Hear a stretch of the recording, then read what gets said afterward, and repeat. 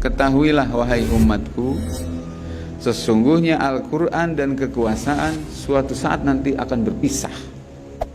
Sayaftarikoni, pakai sin tanpis. Artinya apa? Pada saat Rasulullah bersabda, kekuasaan dan Quran itu menyatu.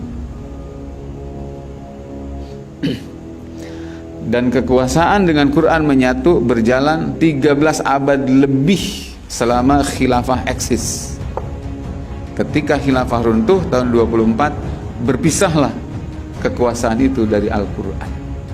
Apa yang disabdakan oleh Nabi nyata, karena Nabi tidak berkata berdasarkan nafsu, melainkan berdasarkan wahyu. Wa ma yantiqu 'anil hawa in huwa illa wahyun yuha.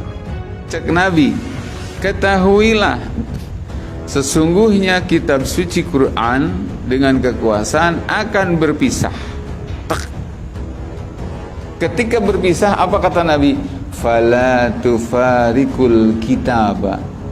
Kamu jangan berpisah dengan kitab. Lebih baik berpisah dengan kekuasaan. Jadi oposisi dengan penguasa yang sekuler. Jangan kamu oposisi melawan Quran. Karena sieun lapar teh ya, sieun lapar, sieun teu seubeul, sieun teu beunghar, akhirna ngabelaan deket jeung kekuasaan. Padahal konsekuensinya adalah berseberangan, jadi oposisi terhadap Quran. Karasa teu? Karasa teu? Masya Allah. Cek Nabi, ketika kalau kalian mengalami zaman itu, kitab suci Quran berpisah dengan kekuasaan, dengan negara, kau harus ada di Quran. Tapi memang air sikona.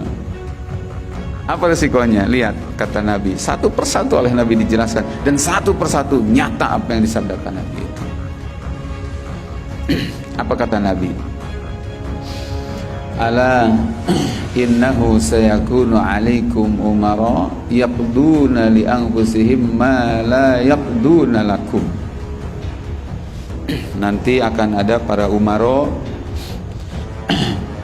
ya, para penguasa dengan dalih menegakkan hukum, tapi hukumnya selalu memenangkan untuk mereka dan golongannya. Tidak pernah berpihak untuk kebaikan kalian, tapi untuk kebaikan dan keuntungan mereka saja. Ya, yaqduna li anfusihim ma la yaqduna lakum. Satu. Berikutnya nih, kata Nabi, in asaitumuhum qatalukum. Nanti pada saat kekuasaan berpisah dengan Quran, sehingga mereka semena-mena memperlakukan rakyat, menzalimi rakyat, jahat kepada rakyat, bahkan lebih memanjakan para penjajah dan asing. Kata Nabi, pada saat itu nanti, in asaitumuhum qatalukum. Kalau kamu melawan mereka, mereka akan bunuh kalian. Nabi lebih. Terus wa in ata'tumuhum adallukum. Kalau kalian ikuti mereka, mereka akan menyesatkan kalian. Jadi kata Nabi cuma dua, antara dibunuh atau disesatkan.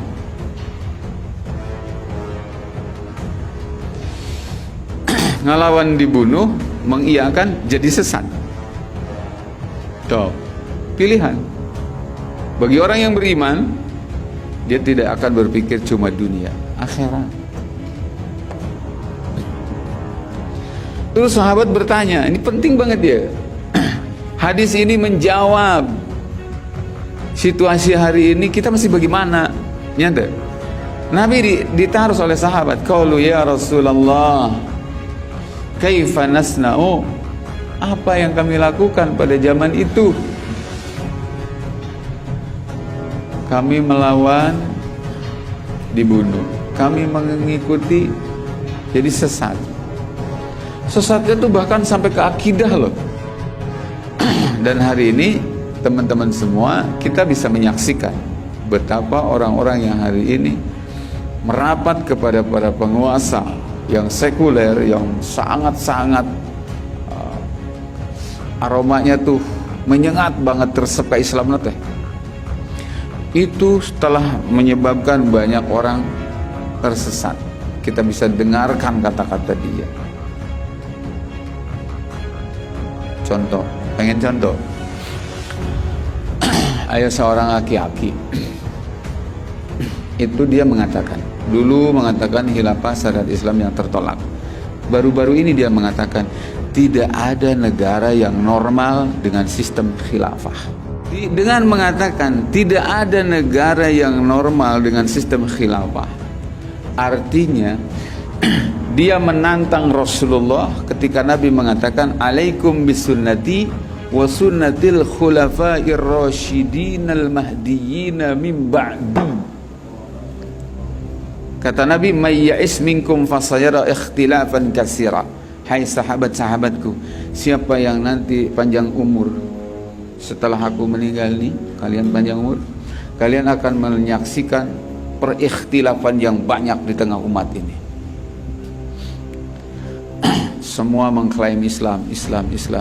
Kata Nabi, supaya kalian selamat, tidak tersesat, kuncinya alaikum bisunnati. Kau harus ikuti sunnahku.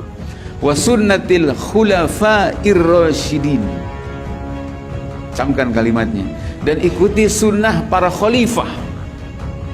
Khulafa itu jamak daripada khalifah. Rasul tidak menyebutkan wa sunnati Abi Bakar wa Umar wa Utsman wa Ali. Padahal yang dimaksud itu. Tapi yang disebut jabatannya. Kenapa? Agar umat tahu bahwa mereka itu adalah kepala khalifah, kepala negara. Lain kepala suku, paguyuban. Lain kepala negara. Lain paguyuban kaum Ansor. Bukan. Kaum Muhajirin. Bukan. Kepala negara. Dan ketika Nabi menyebutkan wasunnatil khulafa, itu Nabi pakai sifat ar-rasyidin. Rasyidin itu artinya apa? Orang-orang yang dalam petunjuk.